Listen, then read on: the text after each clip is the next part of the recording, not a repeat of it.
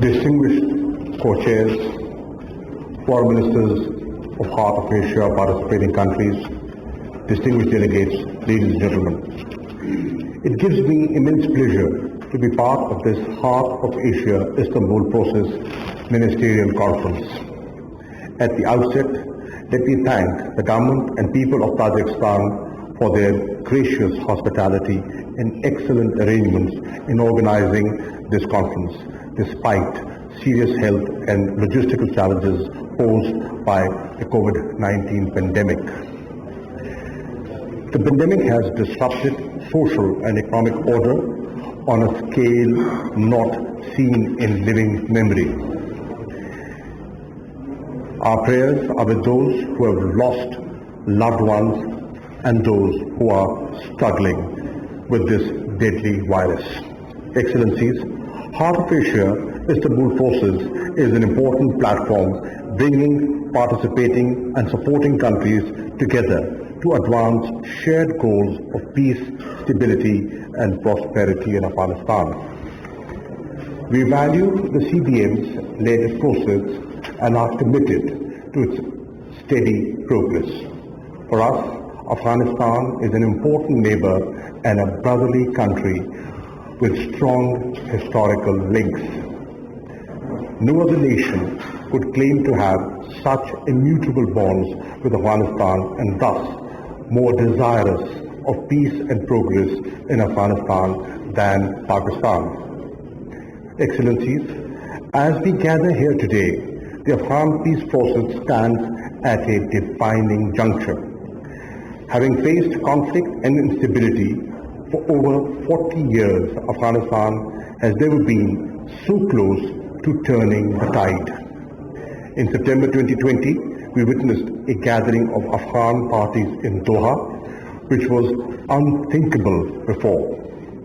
The gathering was preceded by another milestone when the US-Taliban peace agreement was signed in February 2020. The progress made thus far has indeed created a historic opportunity for the Afghan leadership to achieve an inclusive, broad-based and comprehensive negotiated political settlement.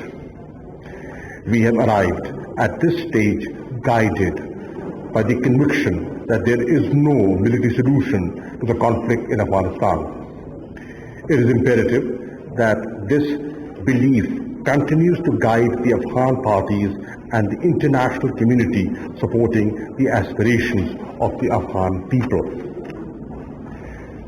In our outreach to Afghan leaders across a wide spectrum, Pakistan has consistently urged them to remain constructively engaged for securing a positive outcome. Our message to all of them is to take the process forward through good faith, substantive and result-oriented negotiations. Excellencies, we are cognizant that this historic opportunity for Afghan nation is also laced with formidable challenges. We have consistently cautioned against the role of spoilers both within and outside Afghanistan. We remain deeply concerned about the continuation of violence across Afghanistan resulting in loss of precious lives. We fear that any space gained by ISIS and Al-Qaeda could accentuate the threat of terrorism.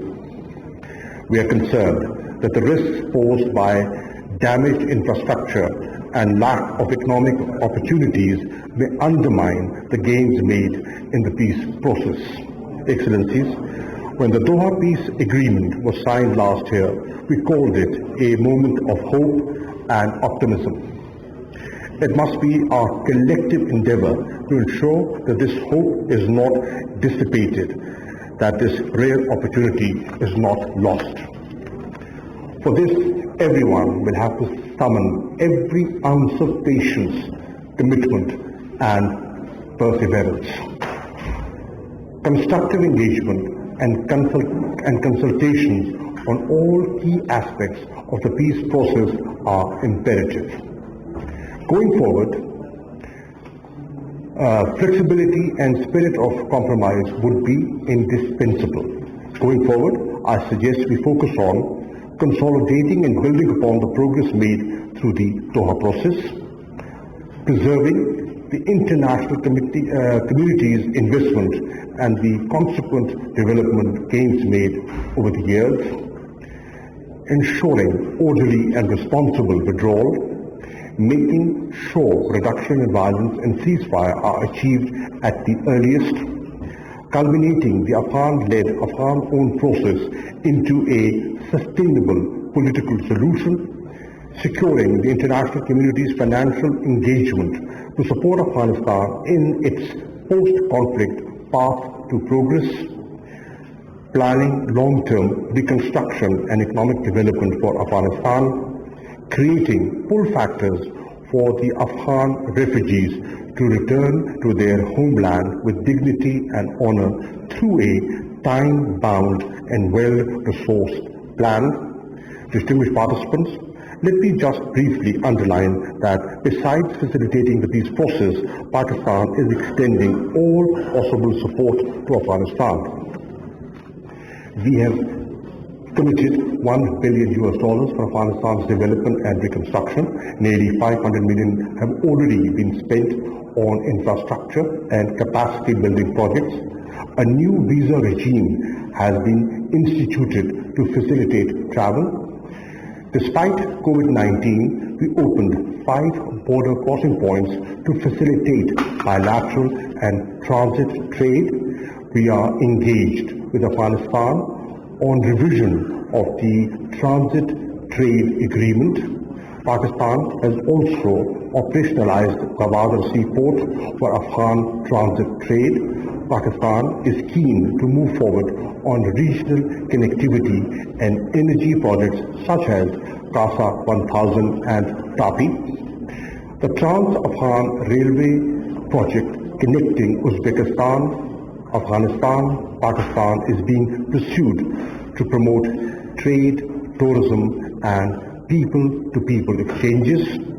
The China-Pakistan Economic Corridor, as the flagship project of Belt and Road Initiative, is open with beneficial prospects for Afghanistan. Excellencies, under the Heart of Asia Istanbul process, Pakistan is a participant in all CBMs and a lead country in disaster management and environmental protection and agricultural development.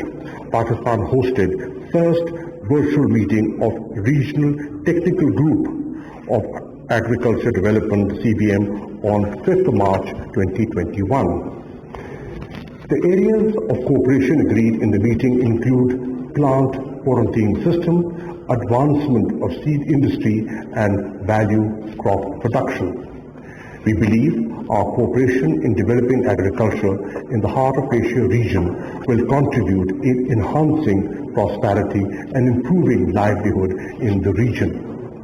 All these steps are practical manifestations of our resolve to build close cooperative ties with Afghanistan. Excellencies and distinguished participants, as I close, I express my confidence that our deliberations today will be meaningful and productive, and that the Dushanbe Declaration would reflect our common resolve to stand by and support the Afghan people at this most consequential time in their history. For its part, Pakistan will continue to support a peaceful, stable, united, democratic, sovereign and prosperous Afghanistan at peace with itself and with its neighbors. I thank you. Afghan तनाज़े का कोई फौजी हल नहीं है। Dushanbe में 9वें heart of Asia Istanbul process conference से खिताब कर रहे थे वज़ीर ख़ारजा शाह महमूद कुरैशी। उनका कहना था कि कोरोना आलमी वबा के दौरान कॉन्फ्रेंस के इनेकाद पर मैं ताजिकिस्तान हुकूमत और अवाम का शुक्रगुजार हूँ। आलमी वबा की वजह से बहुत से लोग अपनी जान की बाजी हार गए हैं। हार्ट ऑफ एशिया अफगानिस्तान में अमन और खुशहाली लाने का एक अहम प्लेटफॉर्म है।